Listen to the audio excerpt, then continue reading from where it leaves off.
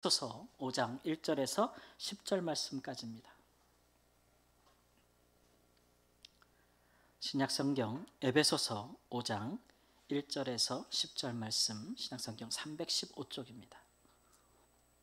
화면을 참조하시고 함께 교독하겠습니다. 제가 먼저 1절 말씀. 그러므로 사랑을 받는 자녀같이 너희는 하나님을 본받는 자가 되고 그리스도께서 너희를 사랑하신 것 같이 너희도 사랑 가운데서 행하라. 그는 우리를 위하여 자신을 버리사 향기로운 제물과 희생 제물로 하나님께 드리셨느니라. 음행과 온갖 더러운 것과 탐욕은 너희 중에서 그 이름조차도 부르지 말라. 이는 성도에게 마땅한 바니라. 누추함과 어리석은 말이나 희롱의 말이 마땅치 아니하리니 오히려 감사하는 말을 하라. 너희도 정녕 이것을 알거니와 음행하는 자나 더러운 자나 탐하는 자 곧 우상 숭배하는 자는 다 그리스도와 하나님의 나라에서 기업을 얻지 못하리니 누구든지 헛된 말로 너희를 속이지 못하게 하라. 이로 말미암아 하나님의 진노가 불순종의 아들들에게 임하나니 그러므로 그들과 함께 하는 자가 되지 말라. 너희가 전에는 어둠이더니 이제는 주 안에서 빛이라. 빛의 자녀들처럼 행하라. 빛의 열매는 모든 착함과 의로움과 진실함에 있느니라. 주를 기쁘시게 할 것이 무엇인가 시험하여 보라. 아멘. 우리나라에서 최연소 지방의회 의장이 있습니다. 제가 이분이 신문에서 인터뷰한 걸 봤는데요. 여성분이에요. 그리고 그 나이도 젊습니다. 요즘 흔히 그 MZ 세대라고 하죠. 28세예요. 근데 벌써 지방의 의장이 되셨어요. 이분이 원래 그 도자기 쪽 예술을 하는 분이에요. 작가시죠. 그런 부분에 있어서 예술인인데, 근데 그렇게 하다 보니까 이 예술계에서도 굉장히 부조리한 일들이 많고 이해할 수 없는 부당한 일들이 너무 많다는 것을 경험하게 됐어요. 그래서 이런 일들을 계속 당하고 있을 것인가, 아니면 내가 뭔가 이런 것들을 개선할 수 있는 그런 한번 삶을 살아볼 것인가, 그렇게 생각하다가 이분이 이런 정치에 이제 뛰어들게 된 것이죠. 이분의 이제 신앙의 그 내력은 보면은 이제 부모님들이 다 신앙생활을 하시고 또 어머님이 권사님이셔서 이 기도, 늘 어머니의 기도가 자기가 살아가는 큰 힘이 된다라는 고백을 하시더라고요. 나는 정치인이지만 이제 내 정체성을 숨기지 않겠다 이렇게 얘기하면서 나는 기독 정치인이다. 그리고 내 정체성과 본분을 잊지 않을 것이며 나는 이런 부조리와 부당함을 개선시키고 사회적인 약자를 돕는 일에 내 참된 정치를 실현하겠다, 이런 이제 기사를 봤어요. 그리고 정치를 하다 보니까 참 줄을 많이 서야 되더라. 줄을 많이 잡아야 되는데 나는 그런 거 하지 않겠습니다. 나는 하나님이 내 줄입니다. 하나님이 내 백입니다. 백그라운드입니다. 이렇게 끝까지 그 신념을 지키고 가겠습니다. 이런 이제 인터뷰 기사를 봤어요. 그걸 보니까 그분이 뭐 어느 정당인지 그런 거는 중요하지 않고 제 마음에 정말 응원하고 싶은 생각 있잖아요. 응원하고 싶은 생각이 들더라고요. 이 젊은 사람이 삶의 도전에 직면했을 때에 그것에 좌절하지 않고 자기에게 믿음이 있고 신앙이 있기 때문에 내가 그리스도인으로서 이런 일에 한번 응전하겠다. 내가 한번 하나님의 사람으로 세상을 향하여 담대히 나가보겠다라는 그 굳은 마음을 가졌다는 것이 너무 좋고, 마음만 먹지 않고 그것을 실행에 옮겼다는 것이 참 귀하다. 참 귀하다. 나이가 젊지만 제가 오히려 막 본받고 싶다, 존경하고 싶다. 저랑 띠동갑 2번은 돌았을 것 같은데 정말 존경스럽다, 그런 생각이 들어요. 우리가 사회의 여러 가지 선하지 못한 모습들을 볼 때 그리스도인들이 무시하거나 아니면 모른 채 하고 지나가기 쉽잖아요.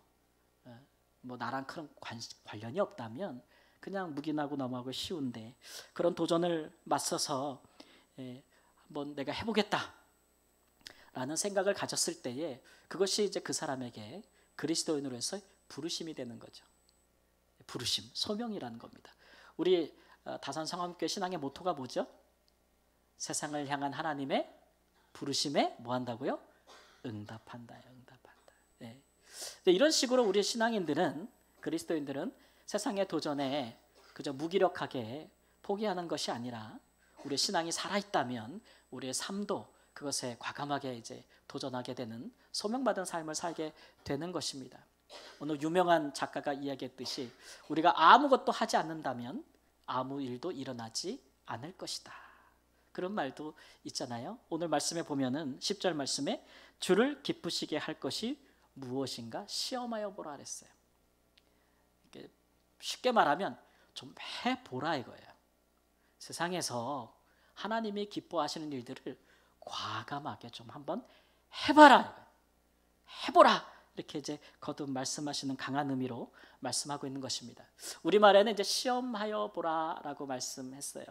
근데 우리가 다른 성경에 보면은 시험하여 보라라는 말보다는 시험하지 말라는 말이 더 많기 때문에 우리가 이런 말들을 잘 쓰지 않습니다. 하나님을 시험하지 말라, 사람을 시험하지 말라, 이런 식의 용도로 우리가 많이 사용하죠. 시험하지 말라라는 말이 성경에 두 가지 단어로 쓰였는데 우리가 같은 단어로 이렇게 번역하다 보니까 좀 강한 것으로 기억 남는 것이 우리에게 더 강한 의미로 박혀 있는 거예요. 뇌리나 마음에. 근데 원래 이제 시험하라 하다라는 말은 성경에서 도키마조라는 말하고 페이라조라는 말하고 두 가지 단어가 쓰임 받아요. 근데 이 두 단어의 그럼 차이가 뭐냐 그러면 이제 목적이 달라요. 시험하는 목적과 의도가 다른 거죠. 도끼마조라라는 말은 정말 좋은 의미에서 테스트해 보는 거예요. 한번 해보는 거죠. 해보는데 아주 잘 해보는 거예요. 오늘 말씀처럼 하나님이 기뻐하신 일을 해보는 거예요. 과연 그럴 때 하나님이 어떻게 하시나? 그럴 때 쓰는 말이고 반대로 이제 페이라조라는 말은 저 사람을 어떻게 망가뜨릴 목적으로 망하게 할 목적으로 유혹하거나 일부러 거친 돌을 장애물을 두거나 막 이럴 때 나쁜 목적으로 행할 때 쓰는 말이니까 전자와 후자 의미가 다르죠. 성경에서 시험하지 말라 그럴 때는 후자예요. 후자. 근데 시험하라 그럴 때는 전자의 의미가 있는 것이죠. 그러니까 하나님을 이렇게 긍정적으로 믿음을 따라서 시험해보라 그럴 때 마음껏 시험해보라 이런 얘기예요. 그런 일을 통해서 우리가 믿는 바가 정말 그러한지에 대한 확신을 가질 수 있다는 거예요. 성경 말씀이 그러한가에 대해서 정말 증명해 볼 수 있는 그런 기회를 얻을 수 있다는 거죠. 그것을 통해서 정말 하나님은 살아계시구나 이런 것도 알 수가 있고 우리의 믿음을 자꾸 더 더해지는 연약한 믿음이 더 강해지는 그런 계기로 흔히 우리가 얘기하는 체험하는 신앙. 체험하는 신앙을 가지려면 하나님을 시험해보라 이렇게 말씀하는 거죠. 우리 사랑하는 성도님들 이런 의미에서 우리 하나님을 보시기를 우리 주 예수님의 이름으로 축원합니다. 아멘 소리가 작은 거는 왠지 시험해보라고는 하는데 마음이 찜찜한 거죠. 조심스럽고. 그러니까 잘 시험해봐야 되죠. 그래서 오늘 말씀을 통해서 우리는 하나님을 시험해 보는데 어떻게 구체적으로 시험하는 것이 하나님을 기쁘시게 하고 우리에게도 유익이 되겠는가라는 것으로 한번 살펴보겠습니다. 첫 번째, 우리가 어떻게 하나님을 시험해 볼 수 있겠습니까? 첫 번째로 하나님의 진노를 사는 일들을 하면서 시험하지는 말아야 합니다. 함께 읽습니다.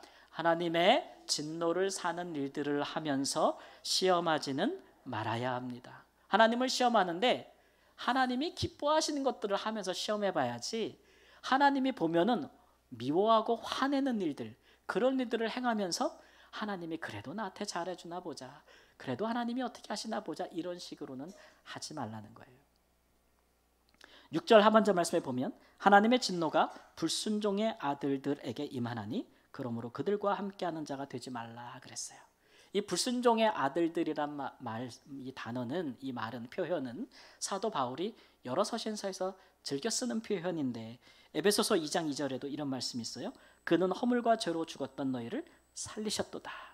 함께 읽습니다. 그때 너희는 그 가운데서 행하여 이 세상 풍조를 따르고 공중의 권세 잡은 자를 따랐으니 곧 지금 불순종의 아들들 가운데서 역사하는 영이라 그랬어요. 불순종의 아들들이 누구냐? 그러면 이 세상 풍조를 따르는 사람들. 그리고 누구요? 공중의 권세 잡은 자. 누구예요? 마귀. 마귀를 따르는 사람들. 그래서 그 삶에 모습들이 오늘 말씀에 얘기한 대로 음행이나 온갖 더러운 것, 탐욕, 누추함, 어리석은 말, 희롱의 말, 감사치 아니하는 것, 이런 우상 숭배하는 것, 이런 것들을 따라 사는 사람들을 불순종의 아들들이라 그러는 거예요. 근데 하나님께서 그런 자들과 함께 하지 말라. 그렇게 하나님을 시험하지 말라는 거예요.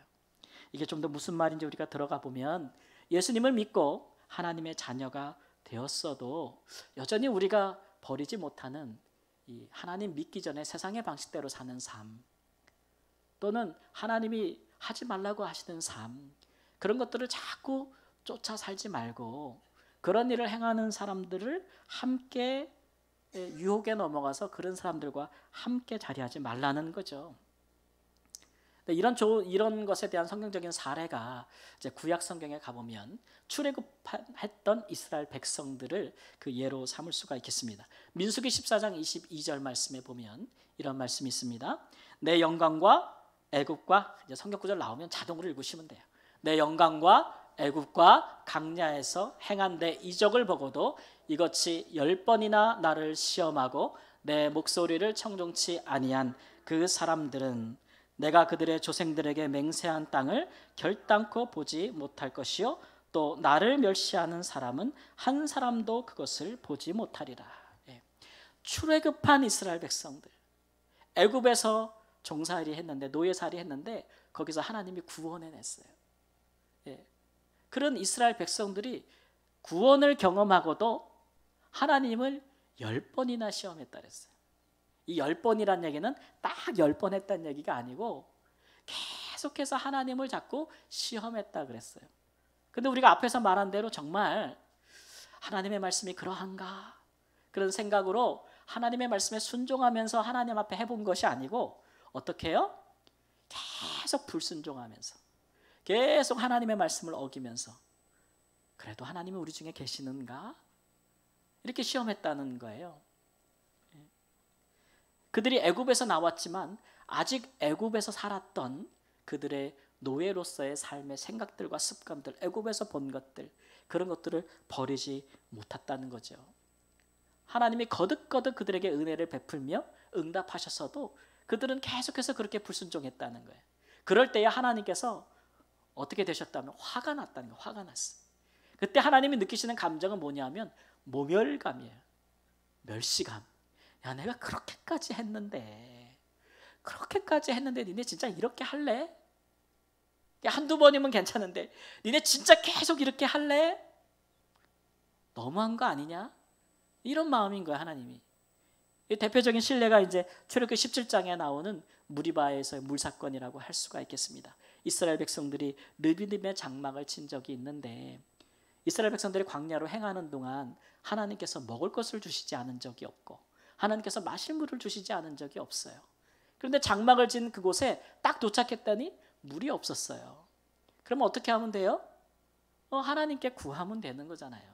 하나님 물을 주시옵소서. 구하면 되는 건데 백성들이 막 여론을 들끓기 시작했어요. 뭐야? 왜 이런 곳에 장막을 치게 하는 거야? 하나님이 지금 뭐 하고 있는 거야? 정말 하나님이 지금 우리 중에 있는 거야? 없는 거야? 이런 이제 불만과 불평이 터져나오기 시작하면서 이 사람들이 이제 단체 행동에 들어가기 시작했습니다. 제일 먼저 이제 모세와 다투는 거예요. 야, 우리한테 물을 주어 마시게 해라. 우리한테 물을 내놔라. 그러면서 모세를 막 이제 압박하기 시작하는 것이죠. 그러면서 이제 밤새도록 그들이 우리가 왜 애굽에서 나왔냐 후회하는 거죠. 우리를 죽이려고, 광야에서 죽이려고 우리를 애굽에서 나오게 한 거지. 그런 거예요.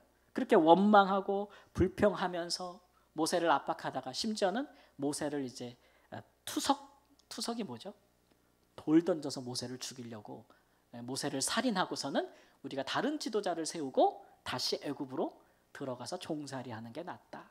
이러면서 막 들고 일어나는 거죠. 그때 이제 모세가 너무 급박해서 하나님 앞에 막 기도해요. 하나님, 내가 죽게 생겼다고 이 백성을 내가 낳았습니까? 하나님 그러니까 하나님께서 모세를 불쌍히 여기사 그들 가운데 반석을 쳐서 물을 내게 하시면서 물을 주셨다라는 거죠. 야, 하나님이 주셨어요, 안 주셨어요? 물을 주셨어요. 근데 준다고 하나님 마음이 다 기뻐서 주는 거는 아니죠. 이런 일들을 통해서 하나님은 굉장한 모멸감을 느끼셔요. 멸시감. 이런 식으로 하나님을 시험하는 일이 계속됐다. 계속됐다. 왜 이런 일이 발생하는가? 왜 이스라엘은 자꾸 이렇게 하는가? 하나님이 그들을 향한 끊임없는 인자하심과 자비하심을 갖고 계신데 왜 자꾸 이런 식으로 그것을 시험하는가? 이런 것이죠. 하나님께서 이스라엘에게 기대하신 건 하나예요. 레위기 11장 45절 말씀에 보면 나는 너희의 하나님이 되려고 너희를 애굽 땅에서 인도해낸 여호와라. 내가 거룩하니 너희도 거룩할지니라. 왜 그들을 애굽에서 인도해냈어요? 그냥 종으로 살게 두지. 이스라엘은 하나님을 다 잊어버렸는데 하나님은 잊어버리지 않았어요. 그들의 조상 아브라함 때부터 그들에게 약속하신 것을 하나님이 기억하셨어요. 그래서 그들을 찾아오셔서 그들의 하나님이 되려고 그들을 구원해내시고 애굽에서 그들에게 구한 것은 딱 하나. 너희는 내 백성이고 나는 너희의 하나님이니 내가 거룩하니 뭐라고요? 너희도 거룩할지니라. 그거 하나 요구하신 거예요. 그런데 이스라엘 백성들이 마음에 기대한 것은 하나님의 마음과 달랐다는 거죠. 그들은 애굽에 오래 살면서 애굽 사람들을 동경했어요. 그들을 학대하고 그들을 다스렸던 애굽 사람들의 그 힘 있는 모습과 그들이 섬겼던 그 우상과 그들의 부요함을 동경했고 그들의 삶과 그들의 문화 그런 것들을 동경했어요. 거기서 벗어나지 못했어요. 거기서 노예로 또 의지 없이 살던 그들의 삶에서 벗어나지도 못했죠. 육체적으로는 물리적으로는 애굽에서 나왔어요. 근데 아직 심정적으로 또 영적으로 또 도덕적으로 신앙적으로는 출애굽하지 못한 거예요. 출애굽하지 못한 거예요. 그렇기 때문에 하나님 앞에 자꾸 이게 청개구리처럼 이제 구는 거죠. 하나님도 그걸 아시지요. 우리가 예수님 믿고 나서 바로 거룩하게 막 변화되던가요? 우리의 마음이 내가 예수님을 믿고 구원받았으니 하나님이 내게 기대하시는 것은 거룩한 삶이다 라는 것을 우리 마음에 새기고 날마다 노력하고 기도하면서 나아가지 않으면 우리가 날마다 거룩하게 변화되어지기가 쉽지 않아요. 그것도 하나님이 아셔요. 그러니까 우리가 처음에 예수님 믿으면 이런 일의 반복이죠. 이런 일의 반복. 옛 생활이 자꾸 살아나는 거예요. 예수님 믿기 전에 살았던 삶, 예수님 믿기 전에 살았던 성품, 못된 습관들, 나쁜 것들이 자꾸 일어나는 거예요. 그 하나님이 아시니까 그래도 하나님 앞에 하나님 잘못했습니다. 그럼 우리 하나님 언제든지 받아주고 좀 부족해도 인자함을 베풀고 필요한 것을 공급해주고 우리가 하나님의 선한 뜻을 충분히 알 때까지 우리 하나님이 자비를 베풀어 주시는 거예요. 근데 그거를 우습게 여기면 안 되죠. 그런 것들을 하나님의 백성들이 악용하면 안 되죠. 야, 하나님께 좋은 거 얻어내려면 땡깡 한번 제대로 부려야 돼. 그렇게 자꾸 못된 습관을 들이기 시작하면 안 된다는 거죠. 그리고 마지막에는 그런 마음이 자꾸 일어나다 보면 나중에 어떻게 되냐면 차라리 애굽에서 종살이 할 때가 나았다 이런 생각이 드는 거예요. 하나님과 마음이 자꾸 다르면 점점 하나님과 마음이 멀어져서 나중에는 에이 예수 안 믿을 때가 좋았어. 차라리 내 맘대로 살 때가 좋았지. 신앙생활 안 할 때가 좋았지. 이런 생각까지 간다는 거예요. 그러면 우리를 위하여 십자가를 지시고 피 흘리시고 생명을 내어주신 예수님의 그 고귀한 희생이 뭐가 되겠어요? 이런 식으로 하나님을 시험하지는 말라는 거예요. 하나님이 좋아하지 않는다. 제가 선교 가기 전에 한 교회에서 부교육자 생활을 7년을 한 적이 있는데 거기에서 이제 성도들을 섬기는 중에 어떤 집사님 한 분이 신앙생활을 곧잘 하셨어요. 뭐 예배도 꾸준히 나오시고 봉사도 열심히 하시고 나름대로 많은 분들에게 저분 참 신앙이 참 좋은가 보다 이런 이제 인상을 갖고 계셨는데 어느부턴가 그분이 교회를 안 나오시더라고요. 그리고 이제 예배도 안 드리시고 봉사하던 것도 갑자기 안 하고 막 그래요. 하나님께 맡은 직분도 있는데 그것도 그냥 잘 안 해버리고 언제 했나 싶을 정도로 어떻게 이렇게 차갑게 됐지? 라는 마음들에서 이제 신방을 가서 물어봤어요. 집사님 왜 갑자기 무슨 일이 있어요? 그러니까 이분이 딱 말씀하시기를 저 이제 앞으로 안 할 겁니다. 예배 안 할 겁니다. 그러나 하나님께 헌금하던 건 나 그것도 안 할 거예요. 봉사도 중지입니다. 뭐 그러시는 거예요. 그래서 아니 왜요? 무슨 일이 있어요? 그러니까 내가 하나님 앞에 하나 뭐 걸어놓은 게 있어요. 이렇게 말씀하시는 거예요. 뭘 걸어놨나 했더니 회사에서 승진을 하나 걸어놓으셨어요. 내가 이번에 꼭 승진해야 되는데 하나님이 들어줄 때까지는 아무것도 안 할 겁니다. 하나님이 해주나 안 해주나 내가 한번 볼 거라고 그렇게 얘기를 하는 거예요. 제가 그걸 듣고 나서 참 마음이 두 갈래더라고요. 이걸 어찌해야 되나, 이분이 참 신앙이 어린아이와 같다라고 생각하면 그냥 그렇게 이제 그러세요라고 할 수 있는데, 야 이거 단도리를 쳐야 되나 이런 생각도 들고, 하나님이 그런 일에 또 성도님 마음을 들어 주실 수도 있지요. 근데 그거 자꾸 그렇게 하지 마세요. 제가 그랬어요. 자꾸 그렇게 하지 마세요. 그거 버릇돼요. 그거 자꾸 버릇되면 우리 하나님은 못된 버릇은 오래 두도록 허락하지 않으십니다. 안 통해요.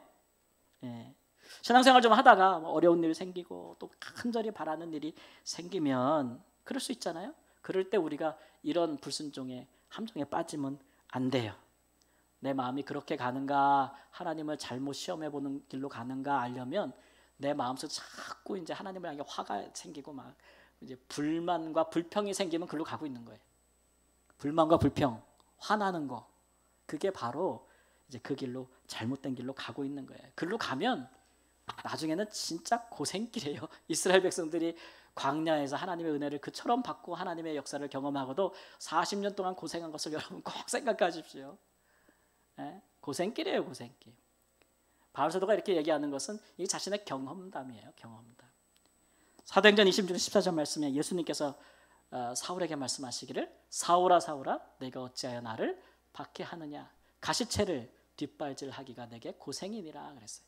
이 가시채가 뭐냐면 예전에 소를 몰 때 소가 밭을 갈 때 똑바로 가기 위해서 소 뒤에다가 이 뾰족한 막대기, 소몰이용 막대기를 달았대요. 소가 멈추면은 엉덩이를 가서 팍 찌르는 거예요, 이게. 또 소가 바로 안 가고 다른 데로 가면은 또 푹 찌르는 거예요. 얼마나 아파요. 그러니까 소가 어떻게 해요? 이게 싫은 거지. 그래서 자꾸 뭐예요? 발로 차는 거예요. 근데 차면 어디가 누가 아파요? 자기가 아픈 거예요. 자기가. 고생한다는 고생. 그런 것과 같다는 거예요. 그런 길로 들어가지만 바울 사도가 하나님에 대해서 얼마나 열심히 있는 사람이에요. 자기가 바리새인이라는 자부심도 있고 하나님의 율법을 정말 지키는 자라는 어떤 그런 자긍심이 대단한 사람이에요.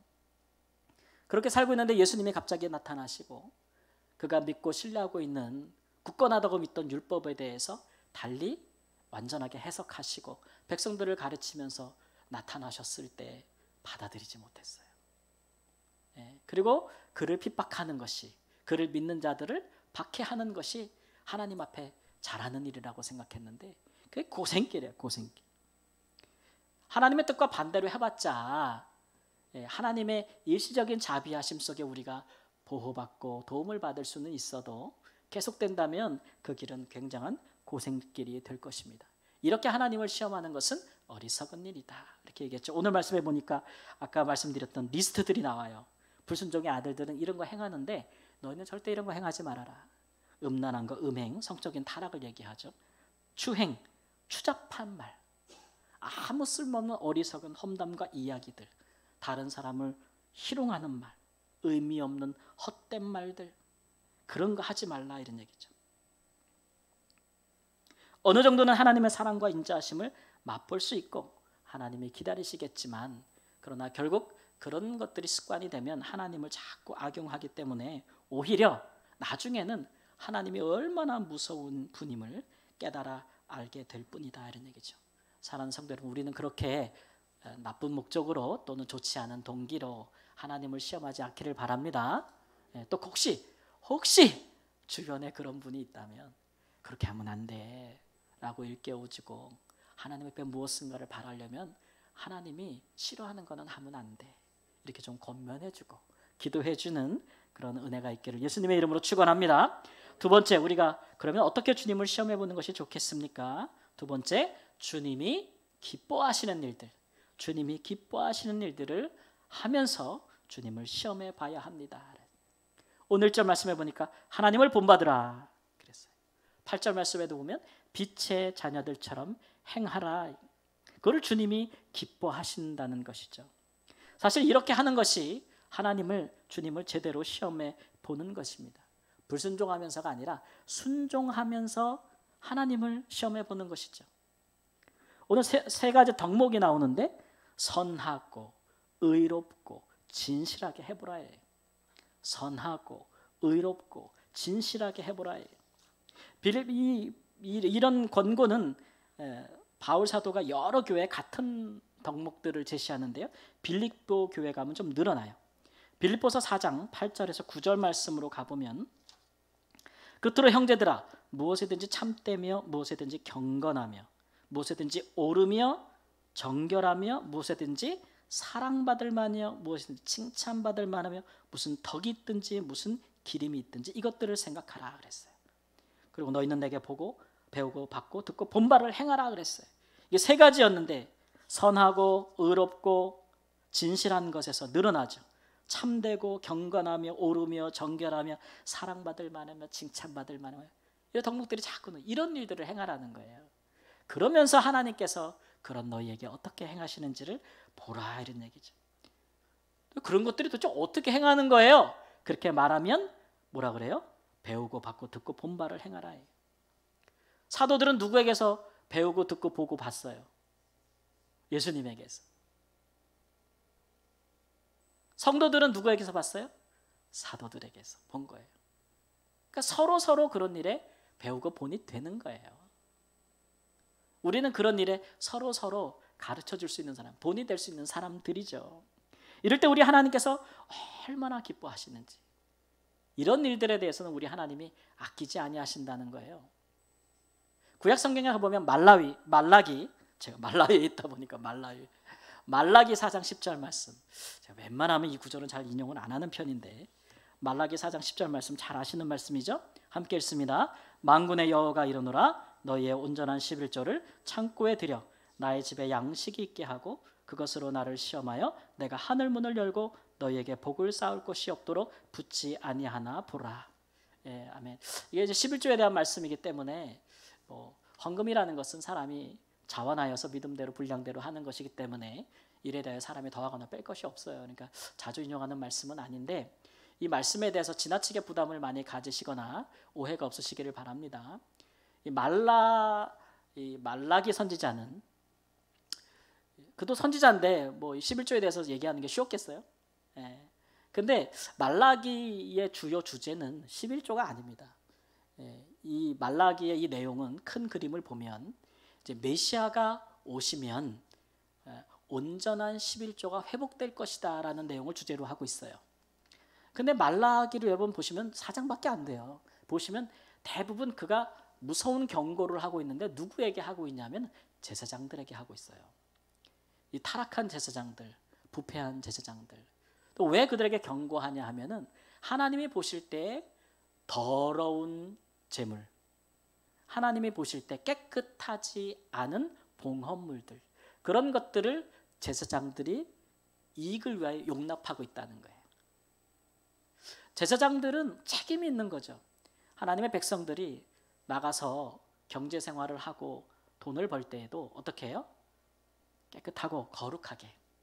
말라기의 여러 가지 그때 시대 상황을 보면 말씀을 보면 예를 들면은 노동자의 품삯을 갈취하지 않고 또 고아와 과부들의 재산을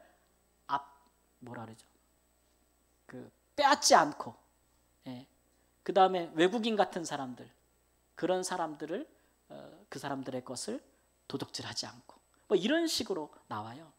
그러한 제물로 하나님께 드리는 것이 온전한 제물이라는 거예요. 제사장들이 그런 걸 가르치지 않는다는 거예요. 그러니까 그런 거를 가르치지 않고 백성들 나가면 거룩하게 살도록 가르치지 않고 백성들이 무엇이든지 제물만 갖고 오면 제사장들이 뭐예요? 좋아 그러는 거예요. 그렇기 때문에 이 말라기 선지자가 경고하면서 너희들 제일 먼저 심판받을 것이다. 제사장들 너희들이. 책임을 강구하기 때문에. 그러나 메시아가 오시면 사람들마다 온전한 11조를 드릴 것이라는 얘기는 깨끗하고 공의로운 삶을 통해 얻은 것으로 하나님께 기뻐 드리는 날이 오게 될 것이다 라고 이야기하고 있는 거예요. 그런 것들을 하나님이 뭐 한다고요? 아주 기뻐하신다는 거예요. 그러니까 우리가 온전한 11조를 드리면 어떻게 해야 돼요? 깨끗하게 돈 벌어야 돼. 깨끗하게. 사기치지 말고, 불의를 행하지 말고, 없는 자들 거 갈취하지 말고, 사회적인 약자들을 압제하지 말고, 그런 것으로 하나님께 온전하게 드려야, 11조를 하려면 그렇게 하라는 거예요. 하려면 제대로 하라는 거예요. 제대로 하나님 앞에 온전하게. 그래야 하나님이 뭐 하라고요? 기뻐하신다는 거예요.